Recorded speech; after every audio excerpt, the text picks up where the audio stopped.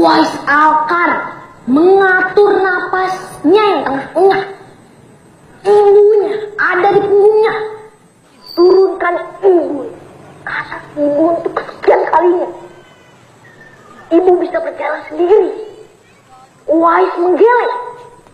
Uwais mengucapkan tekad. Sedikit lagi tawaf ini akan aku selesai. Apakah kalian tahu siapa Uwais Al-Qarni ini? Uwais Al-Qarni adalah orang yang sangat dicintai Rasul. Mengapa? Karena ia sangat mencintai ibunya. Ia gendong ibunya sampai kulitnya melepuh dan mengelupas. Sesampainya di Mekah, Uwais Al-Qarni bertemu dengan Abdullah bin Umar. Abdullah bin Umar adalah sahabat Rasul. Hampir melutut di kaki Abdullah. Uwais Al-Qarni bertanya, "Ya Abdullah yang mulia, aku gendong ibuku ratusan kilometer agar ibundaku bisa berhaji. Apakah akan terhapus seluruh dosa-dosa? Dan apakah terbalas seluruh jasa ibu?" Dan kalian tahu apa jawaban Abdullah bin Umar? Abdullah menangis saat beliau menjawab, "Wahai sahabatku Uwais, jangankan dosaku saja masih berderet-deret. Tapi Uwais, bahkan jika kau gendong ibumu mengitari Ka'bah dan kau gendong lagi beliau hingga kiamat, tak setetes pun darah beliau saat melahirkanmu akan bisa kau balik. Tidak setetes pun." Bahwa kita harus selalu mengutamakan kepentingan orang tua, permohonan orang tua. Permohonan yang seperti apa, Bu ya? Permohonan yang bisa membuat engkau lebih dekat dengan Allah, nak. Memang ada permohonanmu, permintaanmu yang bertentangan dengan ayah ibumu? Mungkin, Bu ya. Ingat, ridhonya Allah ada pada ridho orang tua. Kalau engkau sudah dapat kata ridho yang keluar dari lisannya, maka seolah-olah langit itu akan terbuka, nak. Arasy itu bergoncang, malaikat mengaminkan doamu, dan Allah akan meridhai semua keinginanmu. Nah, seumur hidupku, Allah tidak pernah luput memberikan rezeki kepada aku. Hingga pada suatu saat, beberapa tahun yang lalu, Allah menghadirkan ujian bagi diriku, berupa gagal ginjal. Tapi subhanallah, nak, Allah hadirkan seseorang yang dermawan, yang mau mendonorkan ginjalnya kepadaku. Abuya bisa bertahan hidup dengan satu ginjal. Tapi sekarang penyakit lain mendatangiku. Tubuhku mengkhianatiku, nak. Kau tahu kenapa? Karena aku mengkhianati tubuhku. Aku menzalimi tubuhku. Ku makan yang ku mau, apa yang enak di lidah ku makan. Sampai akhirnya tubuhku protes dan membalas balik diriku. Itulah sunnatullah, nak. Apa yang kita lakukan akan berbalik pada diri kita sendiri. Camkan itu, nak. Sebelum kau berbuat kejahatan kepada siapapun, terlebih lagi kepada ayah dan ibumu. Ya Allah, ya Allah, ku bermohon padamu, ya Allah.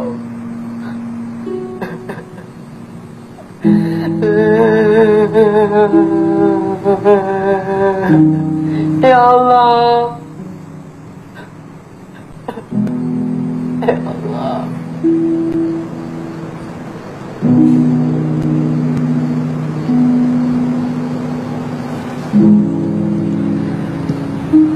Maaf, boleh saya tanya? Kamu kok kelihatannya sedih sekali. Kenapa? Kangen emak bapak. Memang mereka kemana? Sudah almarhum. Kak, bisa nggak ya Allah menghidupkan orang mati?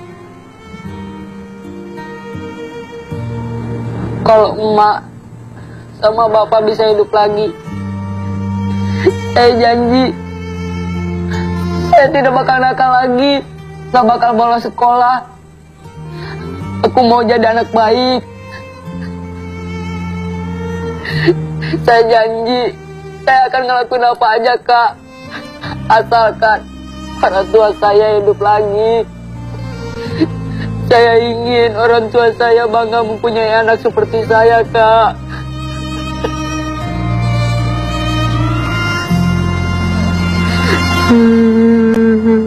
Teringat saat ku kecil,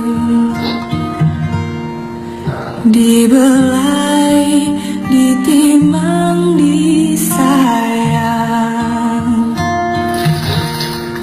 Kau ibu panutan hidupku, betapa ku sayang padamu. Senyummu cahaya hidupku, tangismu adalah dukaku. Kau tahu siapa pemegang kunci surga, nak? Tahu, Bu ya. Orang tua. Orang tua yang seperti apa, nak? Orang tua yang mendekatkan kita kepada Allah. Ayahmu, ibumu, nak, adalah orang-orang yang sangat berjasa kepadamu. Seorang ibu berani mati demi 10 orang anaknya. Tapi 10 orang anak belum tentu berani mati demi seorang ibunya. Seorang ayah selalu siap untuk berjuang membahagiakan 10 orang anaknya. Tapi 10 orang anak belum tentu bisa berjuang membahagiakan seorang ayahnya.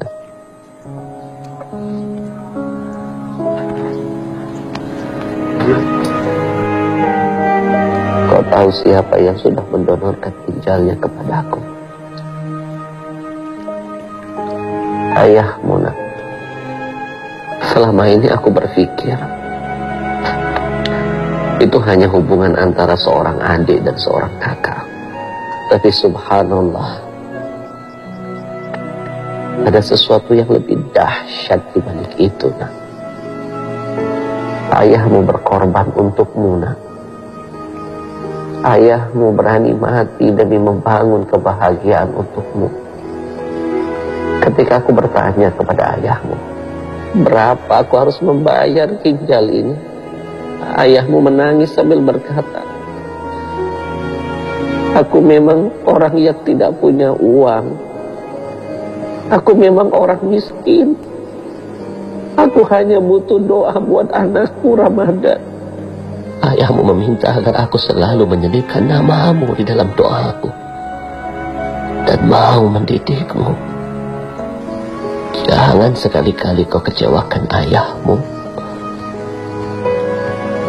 Jangan kau hancurkan hati dan perasaannya. وَوَصَّيْنَا الْإِنسَانَ بِوَالِدَيْهِ إِحْسَانًا حَمَلَتْهُ أُمُّهُ كُرْهًا وَوَضَعَتْهُ كُرْهًا وَحَمْلُهُ وَفِصَالُهُ 30 شهرا حتى إذا بلغ أشده.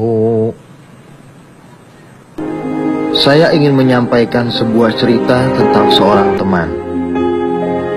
Ia adalah seorang pengusaha yang begitu sukses.